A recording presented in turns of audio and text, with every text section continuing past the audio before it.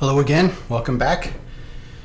This recording is going to cover our session 13 and 14. We're going to do both in one video.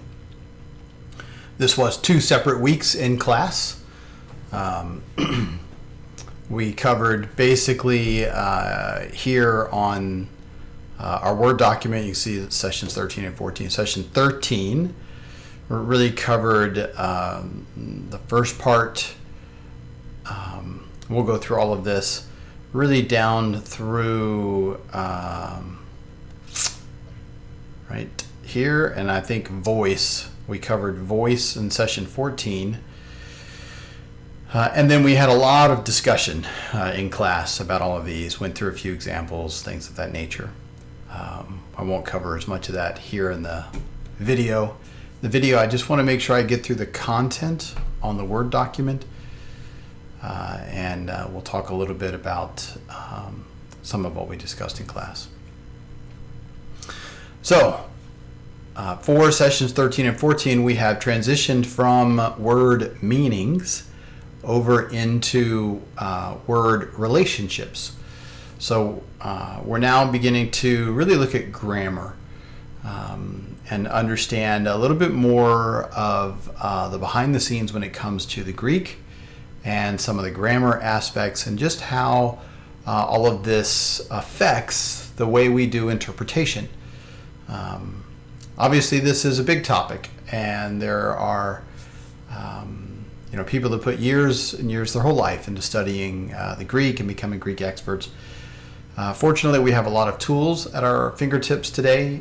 We've been utilizing Blue Letter Bible, which is a great free online tool to give us access to some of that information behind the scenes. And here we just want to begin to talk a little bit more about that, and just at a high level, using something like Blue Letter Bible, what are things that we can do to begin to understand some of the grammar aspects under the covers.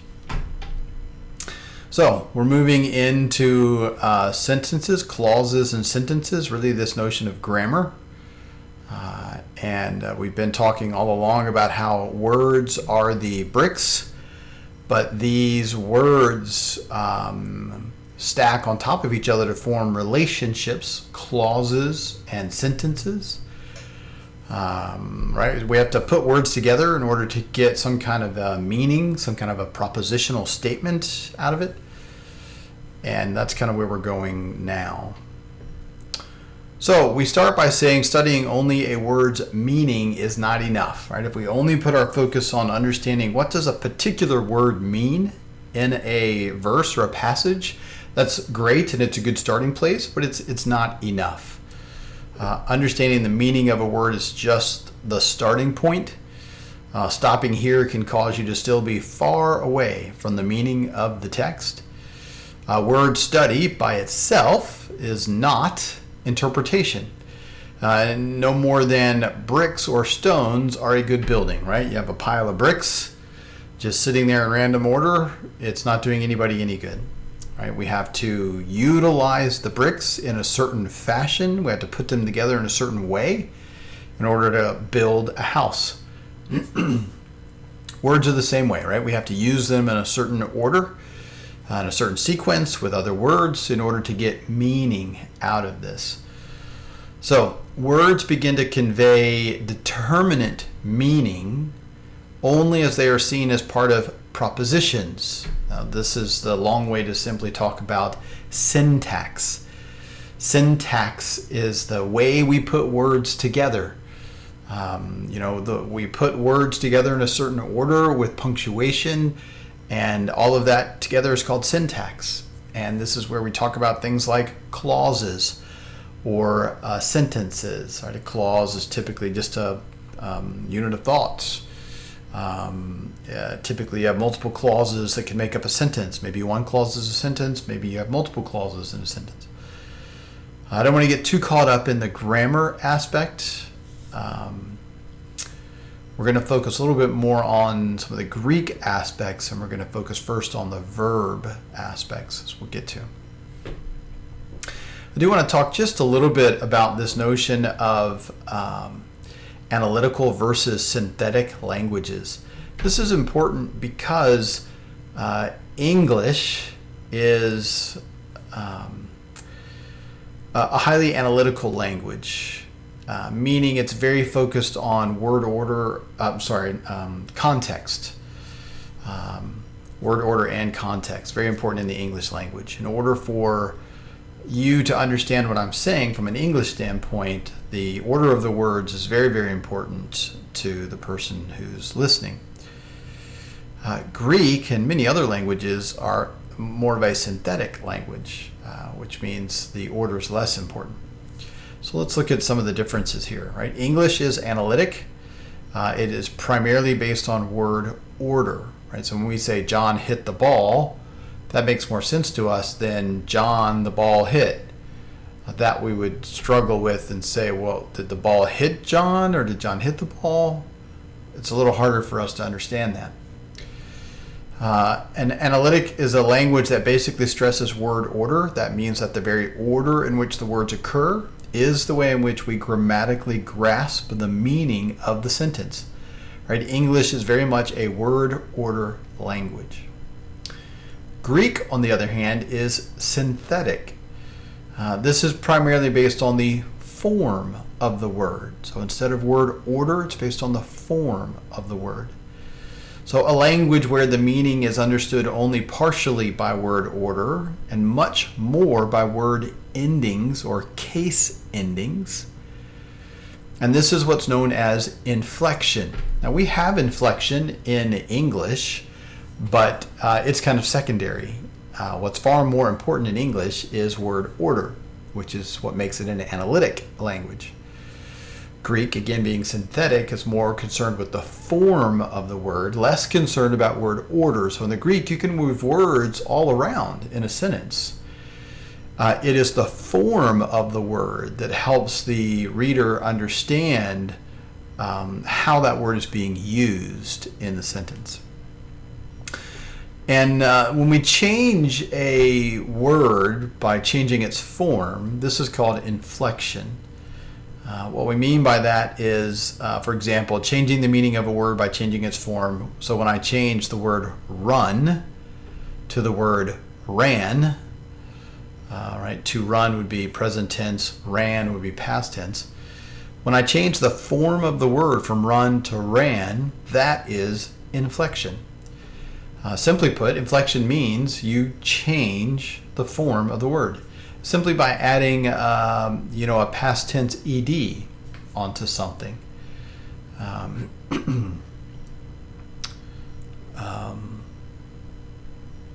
think of a good ed. He was to hire somebody for a job, or he was hired. Just adding an ed onto something changes the form of the word, changes the meaning of the word, and that's inflection. All languages are inflected. This means that something is put in front of a word, that's a prefix, or at the end of a word, suffix, or in the middle of the word to indicate a special meaning of the word.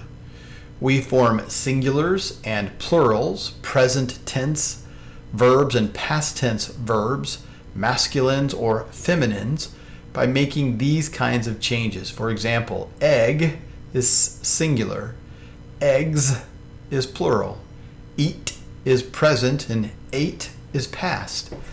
All of these simple changes, right? Adding an S to eggs, changing eat to ate. All of these are the way we inflect from the core word a slightly different meaning of that word. Now, in the Greek, there's this concept of declining or declination and conjugation. To decline a word, this means we're making changes to adjectives and nouns. So when I take something that is by itself an adjective or a noun and I inflect it, that is called a declension. I'm declining that word. When we make changes with adjectives and nouns, we are said to decline them. Declining, the concept of declining, is the verb that we use to describe inflection of adjectives and nouns, right? So when I say I'm declining something, I'm declining an adjective or noun, that simply means that I'm inflecting it. So house is singular, houses is plural. He is nominative and him is accusative. So in making these types of changes, we are declining an adjective or a noun. So it all simply means we're inflecting it, we're changing it. This is the core concept of inflection. It just means we're changing the form of the word. When you change the form of an adjective or a noun, it's called declining it. When you change the form of a verb, it's called conjugating it. Those are changes made to verbs. So when we inflect verbs, this is called conjugating verbs. Run is present, ran is past, will run is future. Those are all different inflections of a verb, and when we inflect a verb, it's called conjugating. Just some simple concepts to understand, because as you get more into understanding Greek and Greek grammar, we're going to look at some Greek grammar books tonight. You will frequently run across terms like declining or conjugating, and I just wanted you to at least have heard them, to have had a little explanation of them so that you get a little more insight into how they're being used. All right. The first thing that we did, we spent just a little bit of time in class talking about sentence diagramming. Again, in the corresponding Rodmacher videos, he spends a little bit of time talking about sentence diagramming, and he actually goes to Matthew 28:19, which is, the Great Commission. Go therefore and make disciples of all nations, baptizing them in the name of the Father and the Son and the Holy Spirit. And he does a little bit of sentence diagramming just to illustrate the point that sentence diagramming can really help us understand what is the core subject, verb, and direct object. Those are the core parts of a sentence diagram. And in so doing that, for example, in this passage, we will then learn that the only verb, true verb, in verse 19 is make disciples. Go, baptizing, and teaching in 20 are all participles. So that's a verb form, but they're participles that support the core verb, which is make disciples. So I did just a brief sentence diagram. Unfortunately, I can't make this any larger, so it may be a little difficult for you to see on the screen. Logos has a feature to help with sentence diagramming. This window is out of Logos. And you can see I pulled Matthew 28:19 and 20 in, and I've got all of the different words for it over here, and these are all the different parts to a sentence diagram. And so I pulled over, it's an implied subject. You go make disciples. Make disciples is the core verb, and the direct object, receiving the action, if you would, is the all nations. And the concept of going, baptizing, and teaching are actually all participles that hang off of the core verb, make disciples. So I don't want to spend a lot of time in sentence diagramming. There is so much out on the internet for learning sentence diagramming and applying sentence diagramming. When I had to do my hermeneutics class, I'll see if I can pull one of these documents up real quick just to give you a sense of what that would look like. Let's see, here's my hermeneutics class, and in my final paper, where are you? There you are. I had to do several sentence diagrams. Let's get down to them. Here's some. We had to do John 15 verses, I think 1 through 5 or 6. And we had to label all of the parts of speech, and this was just immensely helpful. But to learn all of this, I utilized multiple, let me slide this over so we can see both at the same time. I used multiple websites, and I've listed those here in the document. So you can get this when you download the document from the Google Drive. All of these were helpful. They're slightly different levels of detail, but they were all very helpful in sentence diagramming and grammar in general. But all of these were really helpful to enable me to learn sentence diagramming. And as you'll see, as we look at some of these, there's a lot to it. But it's simple concepts that just kind of build on top of each other. So at the heart of a sentence diagram, you always have the subject listed first, the core verb next, and then typically what is your direct object, or sometimes it's called a predicate nominative. So here we have I am the vine, the being the definite article, true being an adjective describing, it's a quality of the vine, the true vine, and, which is a conjunction, my father, this is another subject from the joined subject verb, again another predicate nominative. My father is the vine dresser. And then we won't go through all of these, but you can see they get more and more complex as we go. I'll leave these up here for just a second so that if you want to pause the screen and look at these in more detail, you can. They'll give you a good idea as to the different parts of speech and how this is done. Now, obviously, this is English and would be different if you are, speaking primarily a different language. Give a shout out to my friend John Lubega over in Uganda, who I know watches these. So, John, I don't know if you would do these in English or your native tongue, but any way you cut it, sentence diagramming is a very helpful tool to give us a sense of what is the main subject, main verb, main direct object aspect of a sentence. All right, I don't want to spend too much time there, so let's minimize those and let's continue. All right, we're going to spend the bulk of the time in sessions 13 and 14 talking about verbs. Just because verbs, are the primary action behind a given sentence, and so they're a really key and important place to start when talking about grammar and syntax, and especially Greek verbs. So there are three things to know about verbs. And by the way,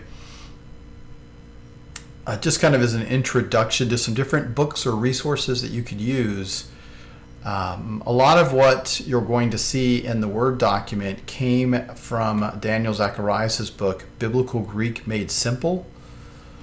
I have this book here. It's part of my Logos library, Biblical Greek Made Simple by H. Daniel Zacharias. And you'll see this when we're in chapter 4 here, the Greek verbs, and we're talking about Greek aspects, internal, external, and stative. Right? I've simply copied that text right out of the book. And of course, I have given credit where credit is due. But we've copied this information, and it came out of this book. This is an excellent book, so if you want something that's on the simpler side, a little more for the layperson, Biblical Greek Made Simple by Daniel Zacharias is an excellent book to get. You should be able to find it on Amazon.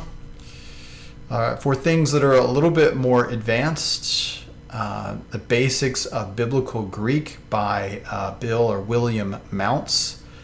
He has a great online website where you can, it does cost a couple $100. You can purchase his course and learn Greek through the website at your own pace. It's excellent content. I got about 7 chapters into it before my schedule just wouldn't permit me to continue. And I know I'll end up taking this the next year or so at school. So I just haven't gone back to it. But a great resource. He covers verbs here in part 3, and he does get to them just a little bit differently. But basically, these Greek grammars, like an English grammar, they just help us understand grammar as it relates to the Greek language. Now, this is kind of a beginner Greek, if you would, introductory Greek. Another really good resource by Daniel Wallace is the Basics of New Testament Syntax, and this is an intermediate Greek grammar, so it gets a little more detailed and a little more depth. We can see, here when he's talking about verbs, he approaches them a little bit differently as to which ones he's going to teach. And what we're going to spend our time on is tense, mood, and voice. And I don't really use his content. I pull everything out of the Biblical Greek Made Simple because, well, quite frankly, it's just really simple. That's what I like about him. And for where, you guys are at, where I'm at, the simpler the better at this point in time. But I did just want to at least give you some introduction to some different resources that can be helpful in getting a better grasp of the Greek grammar. All right, that said, let's take a closer look at 3 things we need to know about verbs. And that is tense, mood, and voice. We're going to start with tense. So Greek tenses are improperly named because the point of Greek's 6 tenses is not primarily to tell you about when the action occurs, that is past, present, or future.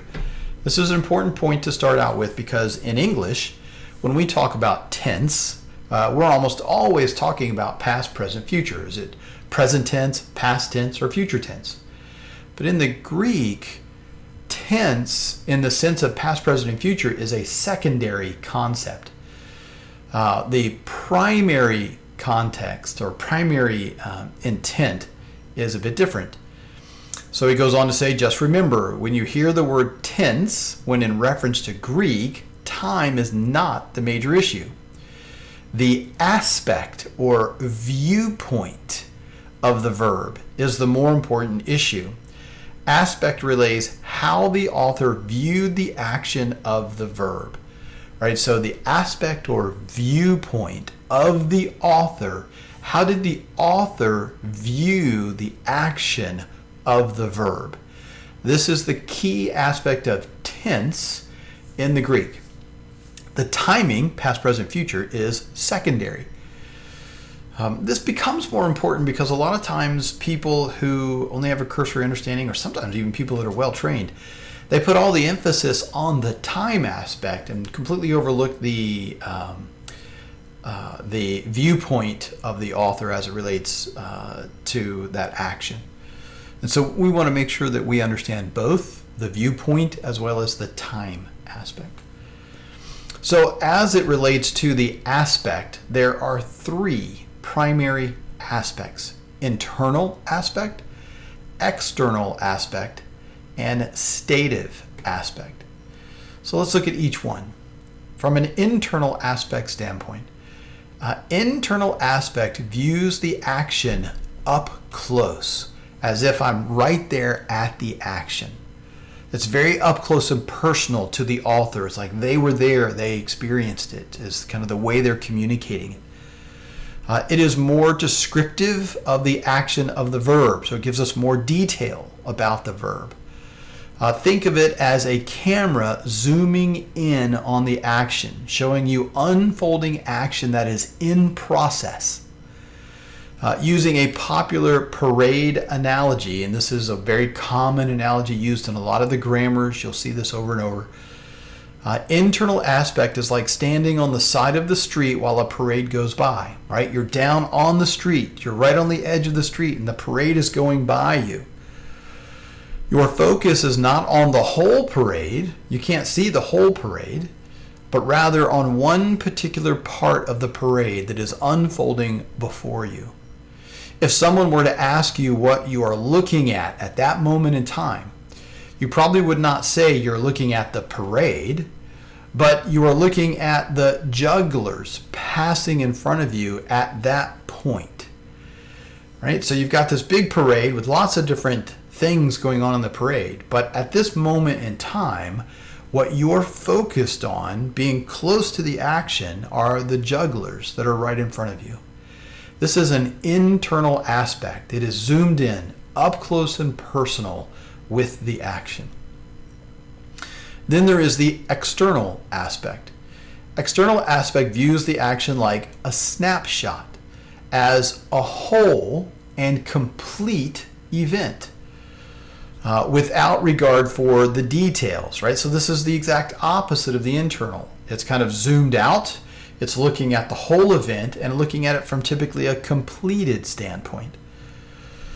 Think of it as a camera zooming out on the action to show the whole thing.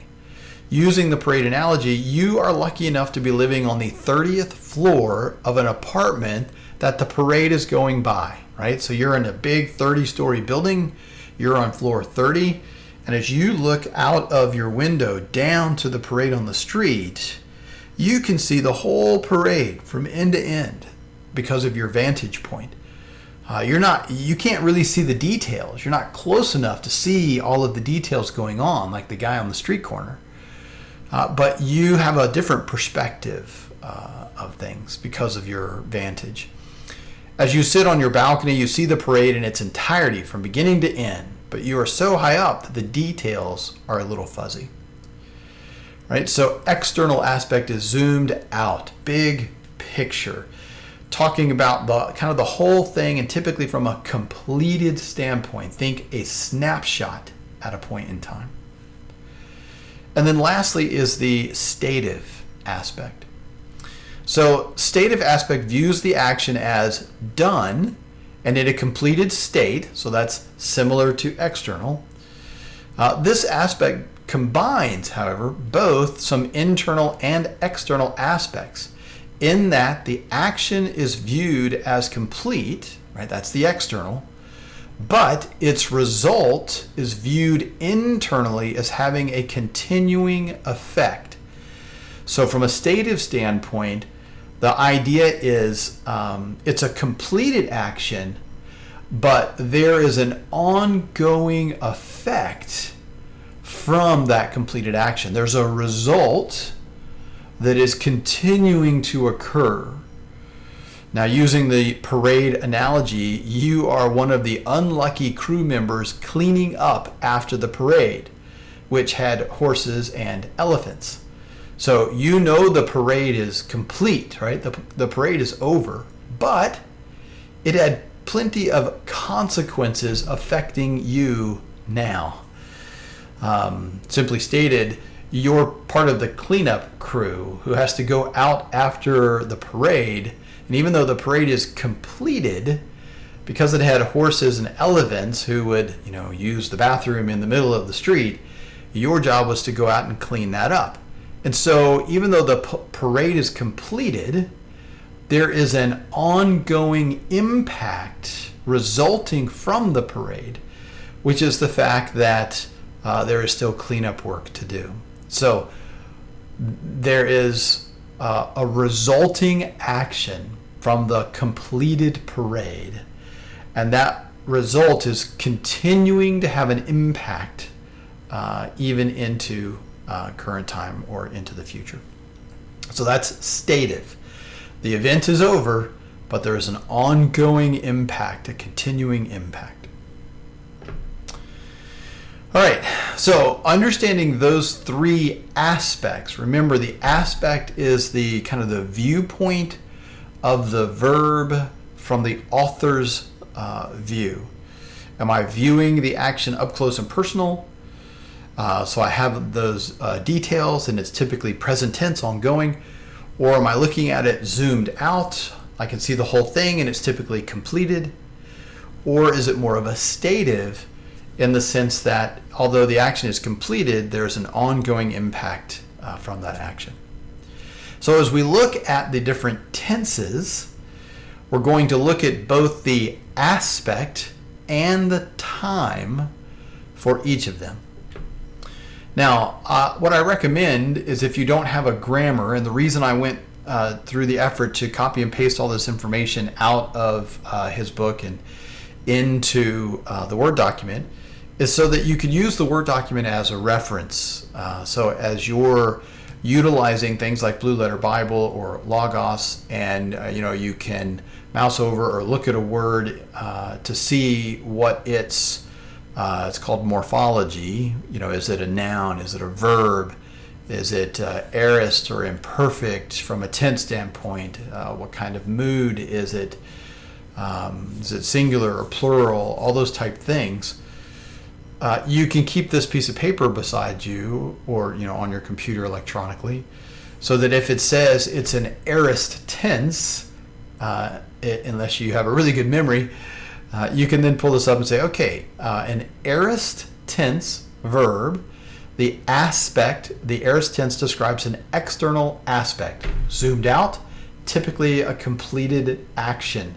So the author is using this verb in a kind of a zoomed out, whole picture, completed action mentality. From a time standpoint, again, although time is not the main issue in Greek verbs, the aorist tends to be used mostly in past time. Because remember, the aspect tends to be completed, especially in narrative context.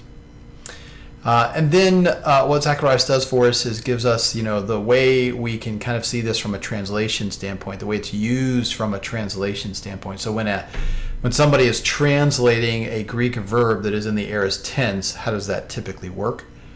So the aorist is the most used tense in the indicative mood. So when the verb is indicative in its mood, we'll talk about that in a minute.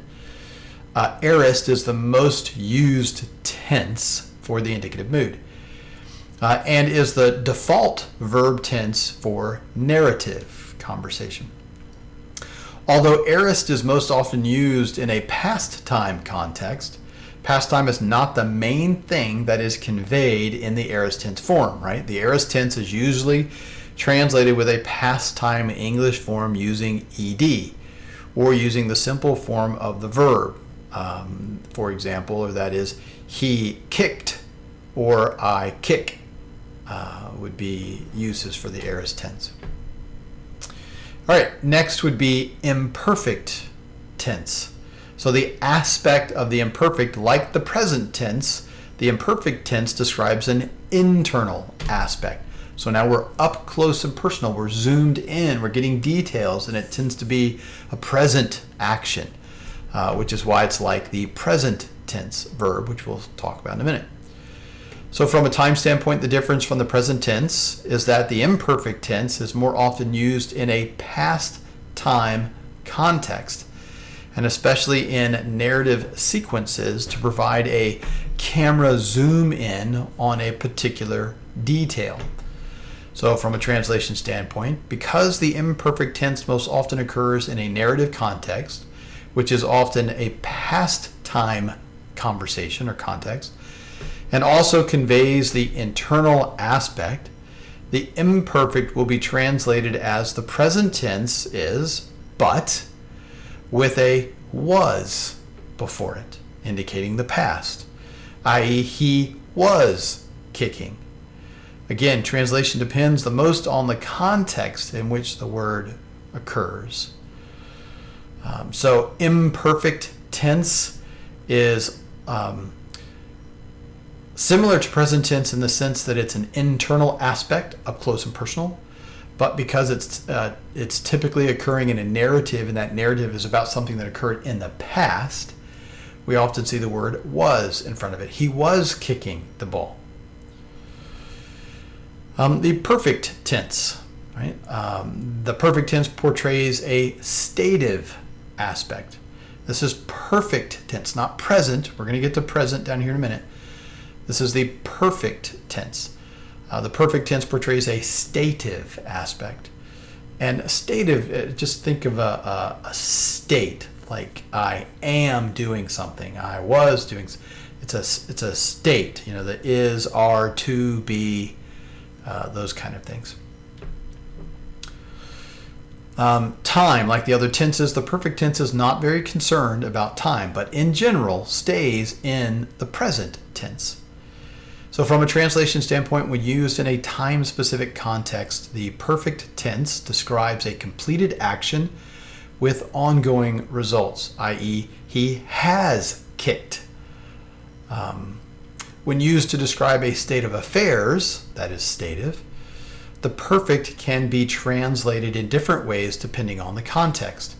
I am in a state of hopelessness, right? I am hoping, I hope. These are all different states that represent a perfect tense because it is a stative aspect. Pluperfect, right? We had perfect and then pluperfect.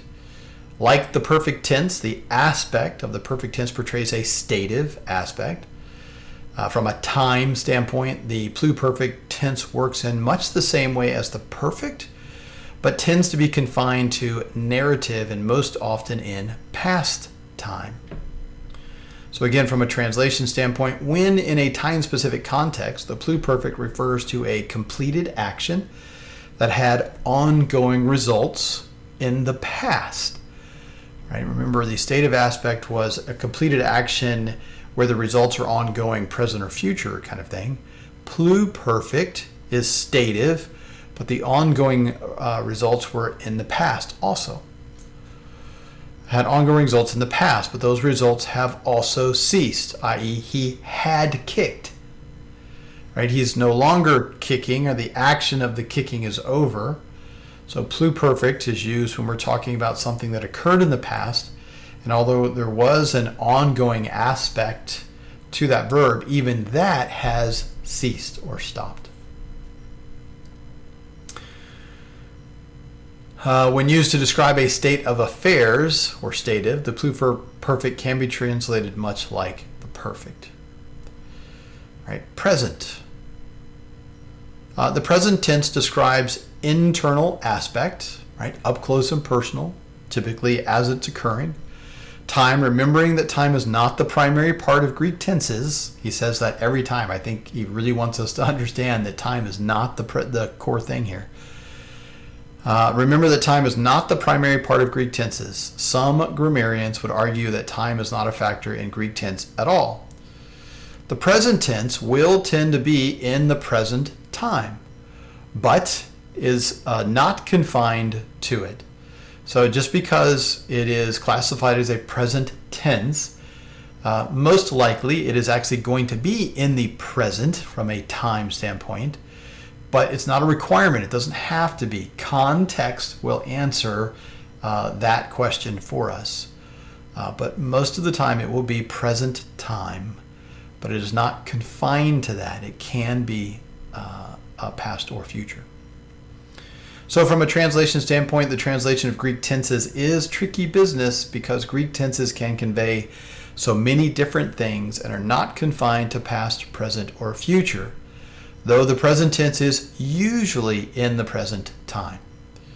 When the present tense is translated, translators will often use an S or an ing on the verb to indicate the internal aspect, i.e. he kicks or he is kicking. Each of those kind of give you an up close and personal and a present tense kind of feel to that verb. However, this is not always an exact science, and the translation depends the most on the context in which it occurs. We're going to get into context when we get to session 15. All right, lastly, under tense is future tense. So the future tense describes an external aspect, zoomed out, typically completed action, snapshot. Now, as the name implies, the future tense describes a future action. The future tense in Greek is the truest tense by name in terms of time. Meaning when something is future tense in the Greek, it is going to mean future in time as well. So from a translation standpoint, the future tense in Greek is translated the same as the future tense in English using the word will, i.e. he will kick the ball. It's going to happen in the future. All right, so let's switch from tense to mood. The mood of a verb describes the action's relation to reality or presentation of certainty. In other words, in reality, has this occurred or not occurred? Right? Did it really happen or has it not really happened? So mood is all about, is it real or not real? Did it occur in reality or did it not occur in reality?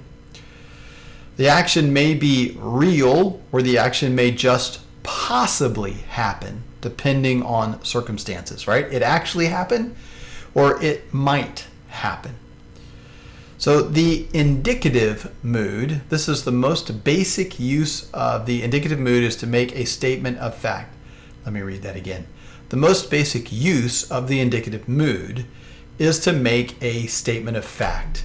So when the indicative is being utilized, it's typically just making a simple statement of fact, meaning it actually occurred. It occurred in reality. It is a fact. It's not a possibility. It's a fact. It actually occurred. So to say Jesus is the Christ, the Son of God, that would be in the indicative mood. It's a simple statement of fact that occurred in time and space and reality. Subjunctive, on the other hand, is the mood of possibility. The basic function of the subjunctive mood is to speak about an action that may or may not correspond to reality. It's possible. It may or may not occur. And then optative. So the optative mood is not all that common, not used that much. So it's typically either going to be indicative or subjunctive or imperative. We'll get to that. But the optative, when it is used, it's used to express a prayer or a wish that is obtainable and often expresses a hope that the reader will do what the writer hopes. So when the writer is using a verb that's expressing something that they hope for or desire the reader to attain to or obtain, that's an optative mood. And then lastly is the imperative mood. Think command. So the basic function of an imperative is to give a command, a prohibition, an entreaty, a request, or a polite command. When Jesus says, love one another, that is in the imperative mood. It is being stated as a command or something that he is entreating us to do, a strong request, a polite command. Imperatives are the things that we really should be doing from a being commanded to do standpoint. Indicative, simple statement of fact. Optative, something that I hope you attain to as the writer. Subjunctive, may happen, might not happen. These are our different moods. All right, and then lastly is voice. So in the English, voice describes whether the subject is doing the action. Remember in our sentence diagramming, you always start with the subject and then the verb, and then typically you have a direct object. John kicked the ball. John is the subject, kicked is the verb, the ball is the direct object. It is receiving the action that is being kicked. So in English, voice describes whether the subject is doing the action or having the action done to them. So if I were to say John got kicked, then John is the subject, but the action of the verb that is getting kicked is occurring to John. So the subject is receiving the action as opposed to the subject doing the action. If the subject is doing the action, it is an active voice. If the subject is having the action done to them, it is a passive voice, right? If I'm the one doing the action, it's active. If somebody's doing it to me, then I'm really being passive and the action is occurring to me. Greek adds one more voice called middle. The middle voice is right in between active and passive. The subject does the action with self-interest. In other words, I am performing the action for myself. Middle voice is often hard to communicate, and English translations of the middle voice often end up sounding active or what is referred to as reflexive. Let's look at each of these. So active, the subject performs the action. The dog bit the child, right? The dog is the subject. The dog did the biting of the child, who's the direct object. Middle voice. The subject performs the action upon themselves or out of self-interest. So the student himself took the test. This is a self-interest, right? Out of my own self-interest, I took the test.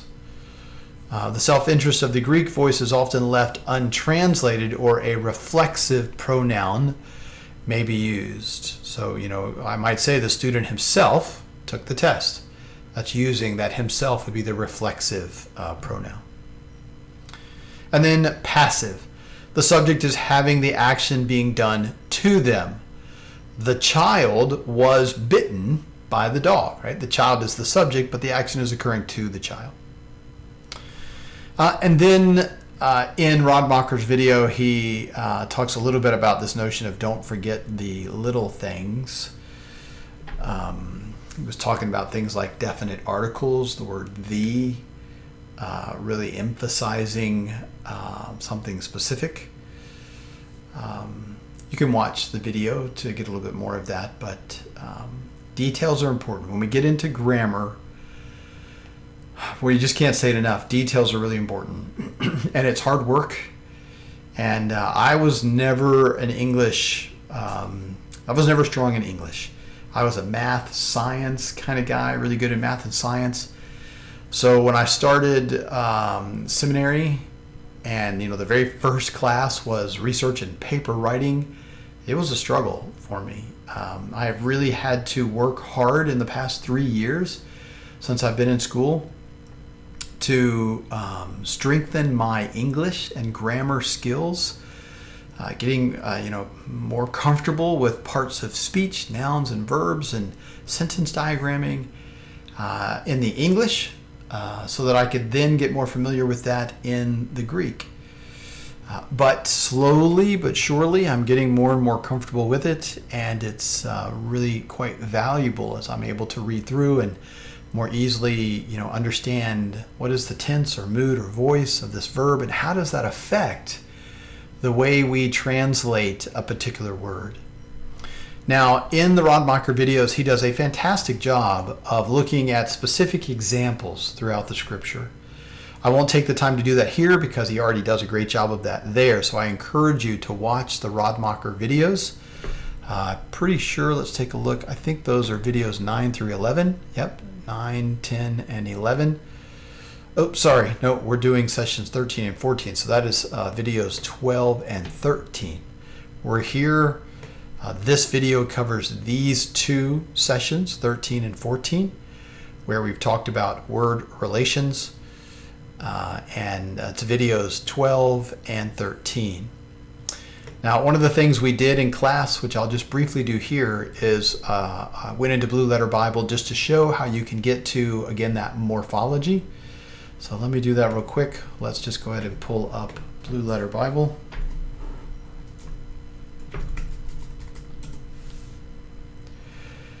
And we'll switch over to our NASB.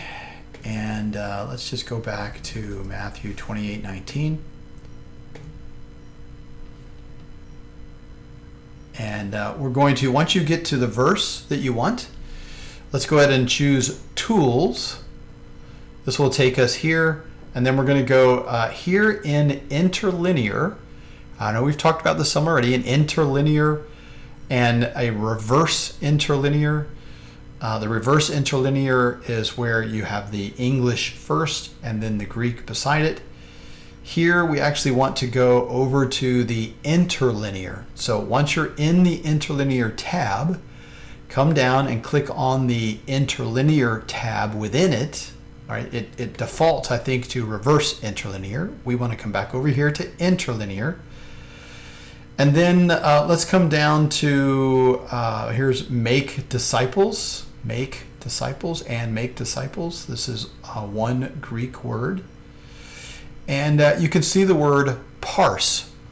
When we talk about parsing, this is just a simple way of saying we need to parse up the tense, mood, voice. The academic word for that is the morphology. In what way has the core word been morphed or changed? Remember we talked about inflection. And because we're dealing with a verb, we're talking about how has this verb been conjugated, asking what is the morphology of that, or more simply stated, how was it parsed? So we're going to click on parse, and this is where we'll get a little pop-up box simply showing us that this is a verb, part of speech, that from a parsing or morphology standpoint, this is aorist, imperative, active, right? So the tense is aorist. We can come back, let's do this. We can come back over here and you can see aorist tense describes the external aspect, zoomed out, big picture, typically completed action, right? Although time is not the main issue, the aorist tends to be in past time. This is imperative, so it is a command, and it is active, meaning the subject is the one that should go and do. So aorist, imperative, active. Now, this is a good example, right? It's aorist, and aorist is typically past time, but yet this feels like present time, doesn't it? Go and make disciples. That make disciples feels like a present, ongoing kind of thing. As Jesus was saying those words, it was. But from the author's vantage point, again, this is external aspect. The author is viewing this as a completed action in the past, where Jesus made the statement in the past, make disciples, go and make disciples. So this is aorist, imperative, active. It is a completed action in the past. Jesus had stated to his disciples, go and make disciples. It is a command. They are to make disciples. And it is active in the sense that the subject, which is the disciples, are to be the ones going and making to make disciples. So you can get to the morphology, the parsing of it here. Now we didn't get into second person and plural, singular or plural is pretty straightforward. It's either one individual or multiple. Disciples is plural. And then person, first person, second person, third person. We didn't really get into that either, and that deals more with when the author states it, is he stating it from a first person standpoint, I saw this happen, or from a second person standpoint, or a third person standpoint. Again, you can look at some of the grammars or do some YouTube searching to get a better sense of that, since we didn't really cover that in the class. Okay, I think that will wrap us up. We covered all of the different aspects for 13 and 14. Now, what we did in the two different sessions, again, in the first session, we covered everything through mood, and then we simply came back and finished up mood in session 14. And we spent the bulk of session 14 just talking through different examples out of the Rodmacher videos. Looking up, I actually asked people in the class to pick a favorite passage. And we would just go to that passage, we would look for the verbs, and then we would look at the morphology of the verbs and see if that, how that helped us understand that particular passage. So we just did several of those in the class. much the same way that Rodmacher did it in his video. So if you watch his videos, then you'll get several really good examples of that. All right, thanks a lot. The next video will be on session 15, which was the last session that we did. We've been off for about 3 weeks. We won't meet again until September the 9th. Today is September the 1st. So I'll hopefully get that next video done before we meet. And it will be on context as we really enter what I think is the meat of the hermeneutics class. So this whole class, we've got roughly 30 some odd sessions we're going to do. We're about halfway in. And everything we've learned so far, we're going to put into practice as we really start talking about the importance of context. And I said this to the class, I'll say it to you, and I'll say it again when I start session 15 video. If there is any one thing that you take away from this entire year that we're going to spend together, it is that the most important aspect of good interpretation is context, context, context. You can't get things right if you ignore the context. It is crucial and key to understand the context of a given word, of a given clause or sentence, paragraph, book, chapter. A context is key. And so we're going to spend a lot of time over the next several weeks digging into the notion of context. I'll see you in a bit.